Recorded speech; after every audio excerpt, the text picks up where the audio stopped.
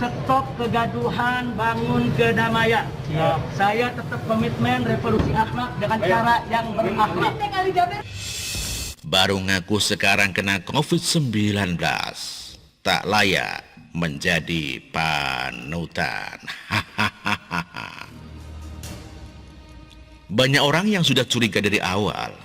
Apa yang begitu rapat disembunyikan oleh Rizik Syihab sampai harus kucing-kucingan dengan Pemda Bogor, sampai harus merelakan 6 nyawa menjadi korban di jalan tol, tidak lain dan tidak bukan adalah ketakutannya mengenai bahwa dia memang terjangkit virus corona. Dia tidak mau terus terang kepada saat itu, bahkan mengumumkan di channel TV ormasnya bahwa dia tidak terjangkit. Entah apa yang dia takutkan dari hal pengakuan itu. Bukankah semua orang berpeluang terjangkiti? Apakah dia memang baru saja pulang dari luar negeri pada saat itu? Saya hanya bisa menduga hal itu dia lakukan karena dia takut pengikutnya mulai ragu dan melabeli dia bukan cucu Nabi. Disebabkan ternyata dia bisa juga terjangkit COVID.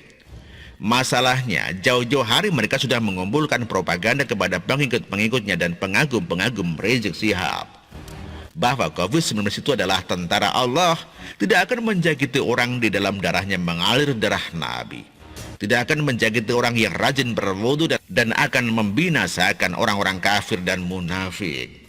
Jadi kalau mengakui terinfeksi, tentu saja propaganda itu akan berbalik arah ke Rizik Syihab sendiri. Jangan-jangan bukan cucu Nabi, jangan-jangan tidak wudu, jangan-jangan juga justru kafir dan munafik. Ini tentu jauh lebih menakutkan daripada virusnya itu sendiri. Maka virus pun harus disembuhkan dulu. Biarpun banyak yang menjadi korban, resiko harus diambil. Yang penting saat nanti benar-benar terpaksa harus berurusan dengan polisi, statusnya sudah negatif virus corona, itu saja yang paling penting. Nyatanya benar, saat ditangkap di tes swab, RSD nyatakan negatif COVID-19. Pengikut dan pengagumnya pun lega. Tapi saat ada kabar bahwa Rizik Syihab mengalami sesak nafas di dalam tahanan, orang-orang kembali curiga. Ini bisa jadi dampak dari keterjangkitan sebelumnya. Karena menurut literasi, orang yang baru sembuh masih ada kemungkinan akan merasakan sesak nafas kembali. Sekarang kecurigaan itu mulai terjawab setelah polisi mengungkapkan bahwa Rizik Syihab sempat dinyatakan positif terinfeksi COVID-19 berdasarkan hasil tes beberapa waktu yang lalu. Namun kata Polri saat itu Rizik Syihab mengaku dalam keadaan sehat walafiat. Ungkapan Polri ini pun segera ditanggapi oleh kuasa hukum Rizik Syihab Sugito Atmo Prawiro, langsung membela kliennya dan menjelaskan tidak semua apa yang menjadi privasi keluarga harus diinformasikan ke publik ataupun pemerintah harus tahu. Sugito mengatakan Rizik Syihab tetap menjalankan aturan pemerintah bagi pasien yang positif corona. Dia mengatakan saat itu Rizik Syihab tetap menjalani isolasi mandiri. Kalau Habib Rizik harus mentaati ketentuan yang dijalankan pemerintah, ya sudah dijalankan seperti isolasi, semuanya akan diikuti, demikian ucapnya. Lucunya Sugito menganggap itu bukanlah suatu pelanggaran hukum. Dia berdalih Habib Rizik juga kan selama ini untuk urusan kesehatan di backup oleh tim Mercy. Kok hanya Habib Rizik sih? Kenapa hanya Habib Rizik? Karena selama ini Habib Rizik selalu oposan terhadap pemerintah, demikian kata Atmo Prawiro. Saya kira itu hanya tugas Sugito Atmo Prawiro sebagai kuasa hukum. Berdalih apapun untuk membela kliennya. Melebarkan narasi kalau perlu ke pemerintah agar kliennya terbela. Padahal saya yakin dia tahu bahwa faktanya pemerintah tidak mengintervensi kasus Rizik Syihab sedikit pun. Dan walau banyak orang yang terkena COVID-19, pada dasarnya semua orang akan melaporkan kejadian itu. Pertama, untuk mengantisipasi kejadian yang lebih serius pada dirinya sendiri.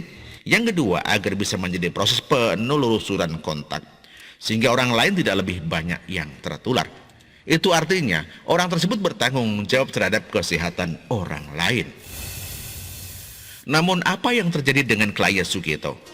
Entah siapa yang mengajari dia malah tidak mau mengakui sudah terinfeksi virus. Alhasil tracking tidak bisa dilaksanakan. Padahal kalau saja saat itu tracking dilaksanakan, bisa jadi mencegah virus menjangkiti wakil gubernur DKI dan bisa kemudian mencegah menjangkiti gubernurnya sendiri. Tidak ingin bermaksud berburuk sangka.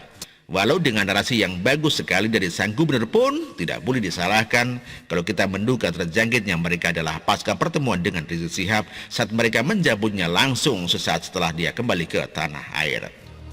Terlepas dari semua itu, sekarang kita berharap Polri juga harus concern memeriksa kuasa hukum Rizik Syihab, karena patut diduga mereka telah ikut memberikan keterangan palsu, menghalang-halangi negara melakukan pencegahan penyebaran virus. Dan bagi kedua pihak, RS dan kuasa hukumnya, sangat tidak patut untuk dijadikan teladan dalam usaha kita memutus mata rantai COVID-19 sekarang ini. Dikutip dari siwo.com dan artikel ini ditulis oleh Jaya Surbakti. Terima kasih.